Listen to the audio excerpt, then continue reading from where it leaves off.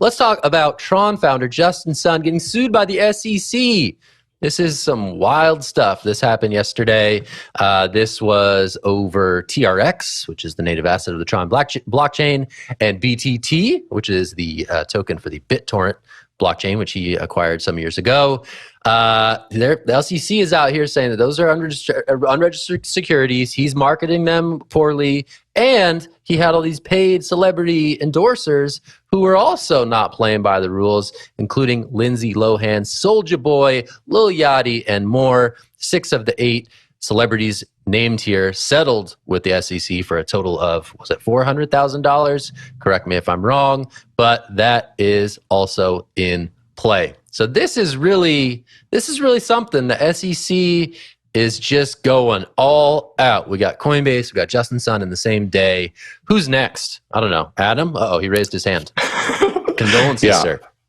Yeah, no, not me. But I do want to kind of jump on this story right away because Justin Sun has always been one of the strangest figures in the world of cryptocurrency to me. He's one whose name typically pops up because we find out that he spent a ridiculous amount of money buying lunch with Warren Buffett, or because he was the guy who came in second on the $69 million, Christie's auction of the Beeple piece, last year. Like every time we hear about Justin Sun, it appears that it has to do with him essentially throwing around a bunch of money.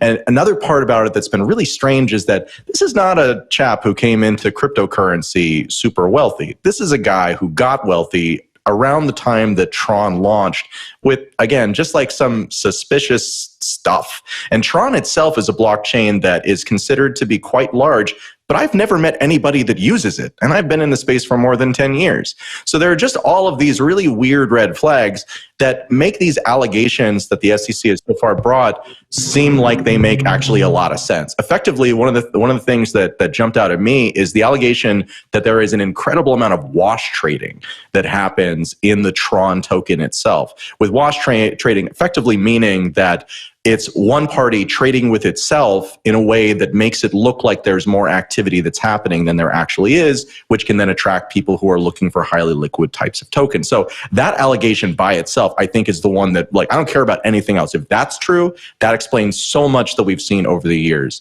So that's kind of my take on it. Will, what do you think?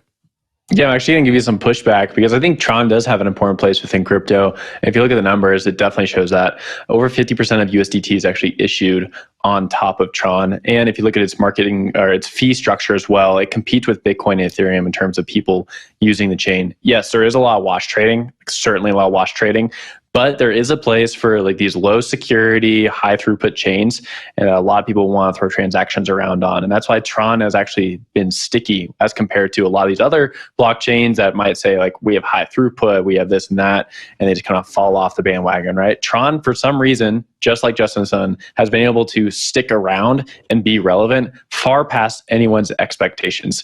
Now the question is, will the SEC be able to put that to bed? I'm thinking no, because Justin Sun is like the nuclear-proof cockroach of the space who can somehow survive anything that happens. Though there is one curious thing that we have to bring up here, and that he was given diplomatic immunity recently by the country of Grenada, but it might have been revoked right before this occurred. There's some good reporting from Protos about this that definitely bears some relevance in the conversation.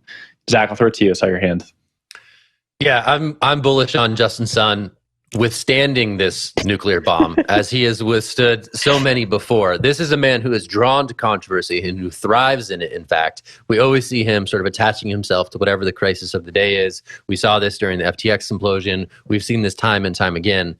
I would imagine that, whatever ultimately comes to pass here, Justin Sun is going to go on continuing to be Justin Sun. So I think that is certainly worth mentioning, Will. And I think your Tether point is also very apt, right?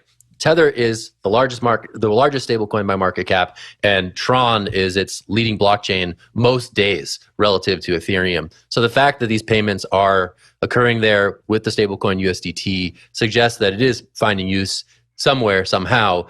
I doubt that all of it is wash trading, but Adam, to your point, that's a very fair thing to bring up. I saw Jen's hand, but I got to get Adam back on the record after that. Well, I mean, I would just say that is that, again, like those are the things that we think are true. But again, the allegations that have been made here do seem to throw that into question.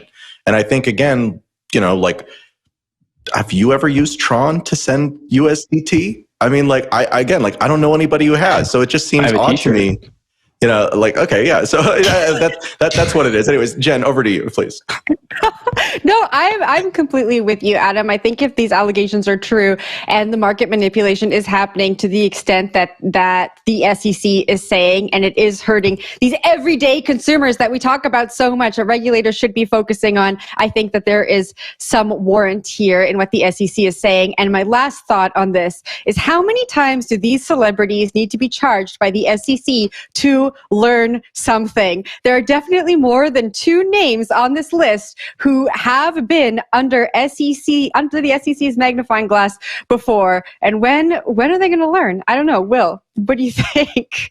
Soldier Boy got. That's all I'm going to say. I think we should look at the jurisdiction here, though, as a last thought. It's just kind of confusing how the SEC has jurisdiction over something that's mostly not a U.S. phenomenon, right? Tron is mostly used in East Asian communities, and yet the SEC is, slapping down on Justin Sun, which means that they have information about where it's being used, or they have an overly broad definition of what constitutes something being used in the U.S. According to the documents that we saw with this, it says that at least one person was using TRX within U.S. jurisdiction. So that's a pretty confusing definition for being able to slap down on top of this blockchain.